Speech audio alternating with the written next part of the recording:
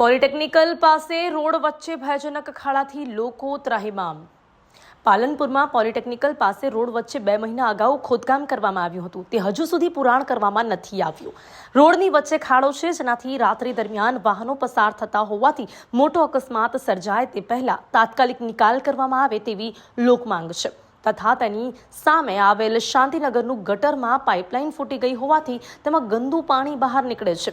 રોગચાળો ફાટી નીકળે તે પહેલા જ નિકાલ કરવામાં આવે તેવી લોકમાંગ છે। રસ્તા વચ્ચે ખોદેલો ખાડો હજુ કેમ પૂરવામાં નથી આવ્યો? રસ્તા વચ્ચે ખોદકામ કરી અધૂરું કામ કરી કોઈ જાનહાનિ થશે તો જવાબદાર કોણ? ખાડો ખોદવાની મંજૂરી કોણે આપી?